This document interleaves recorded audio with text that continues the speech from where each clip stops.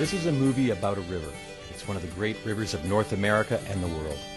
It is a river that has provided transportation to bring people to this land.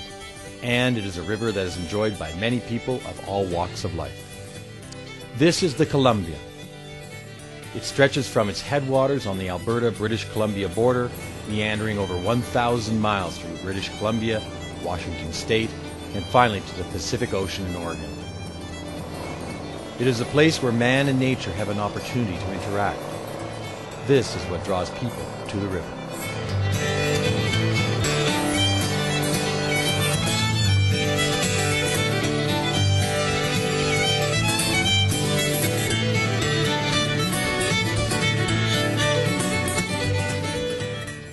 The issue is really, should these environmental restrictions be imposed on a massive body of water stretching 150 kilometers when there is no science to prove that the use of this river by a limited number of boaters is causing any measurable negative effect?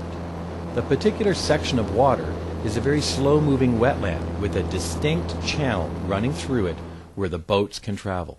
Over 100 years ago, paddle wheelers made their way up this river through these channels, delivering people and cargo to villages. Invermere was originally accessible only by these boats.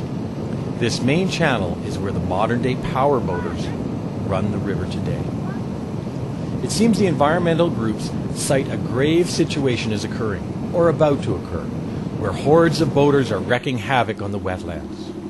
While making this documentary, we traveled up and down the Columbia River from Invermere to Golden 6 times, and on that 100 kilometers of water, we saw a total of 10 boats. Most were paddle boats, 1 sailboat, and 2 motorboats.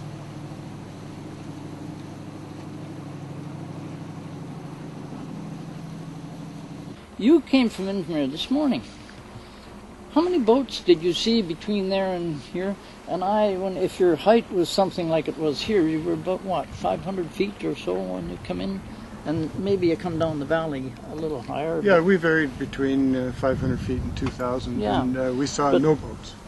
Is merely, in my view, a matter of people saying something which is dramatic, which they cannot prove in fact. I have actually been on the wetlands canoeing with my granddaughter and was almost swamped by 3 jet ski people heading down the river.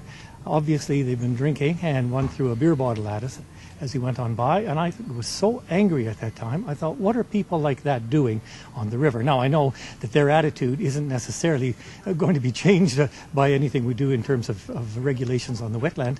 If the scientific evidence says that we should not use motors on that river, I will be the first to conform. I worked for the national parks for my working life, John, for 35 years.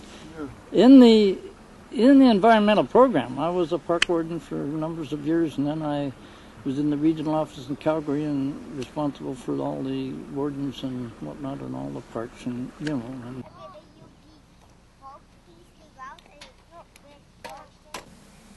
And this is the kind of thing that we like to do on this river, to enjoy ourselves, to get down here with our families and camp and enjoy it.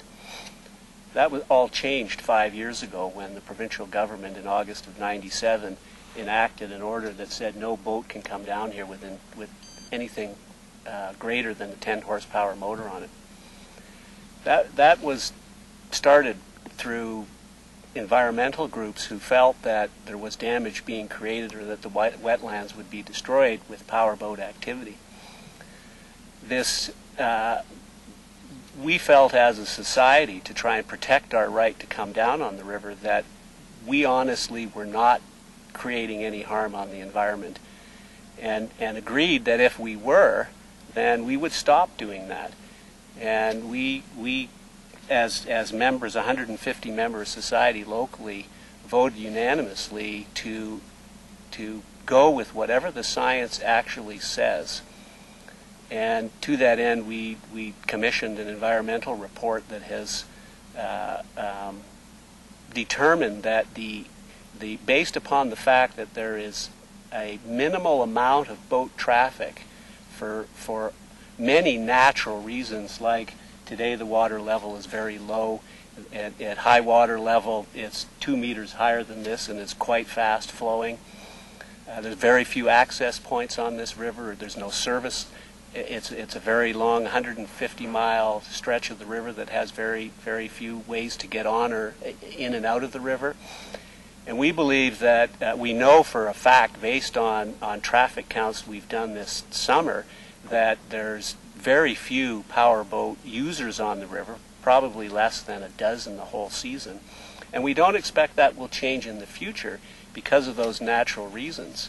However, if our members of our society and the people that use this river, particularly myself, I live just a short distance away from here and use this river quite frequently, if the scientific evidence would say that bringing a minimal amount of boat traffic on this river was negatively impactful to the environment, then fine. You know, we respect that. We respect the environment. I think we like to enjoy it and classify ourselves as environmentalists as anyone. But unfortunately, the perception has escalated where everyone and their brother has jumped on this bandwagon of being an environmentalist and wanting to protect the environment. Most people have never been down here, don't understand whether there is damage being done or not. And that's really the biggest issue we have here, is the perception. Another consideration with respect to disturbance to the wetlands is noise. Some parties have cited the excessive noise of powerboats as detrimental to the wildlife in the wetlands. In this case, noise should not be considered an issue at this time. Currently, there is a train track that runs straight through the wetlands, and 10 to 16 trains a day go through that area, making a considerable amount more noise than any powerboat. Some people seem to think the wakes from powerboats are disrupting the nesting environments, but it is difficult to prove that these few boats make any measurable impact at all. Every spring, the runoff continues for 2 to 3 months, creating high water that is easily 1 to 2 meters higher than normal. This water flushes out the wetlands and makes access to the river almost impossible as the clearance under the bridges becomes too tight for many boats.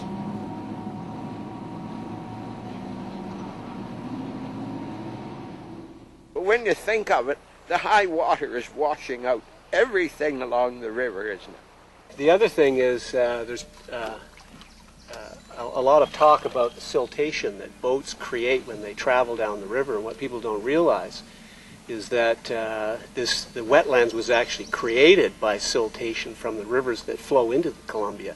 Toby Creek, Horse Thief Creek, Forester Creek, they go on and on. And here we are in the water. That's can't see that very well, but in water that's fairly slow moving, and that'll give you an indication of how much silt is in this water. All parties agree that if the science proved that measurable damage was being done by their access to these waters, they would restrict their use.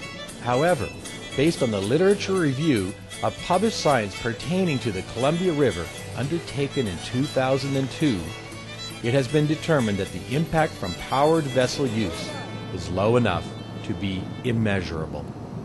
I do believe it will end up with whoever has the most powerful lobby will win out.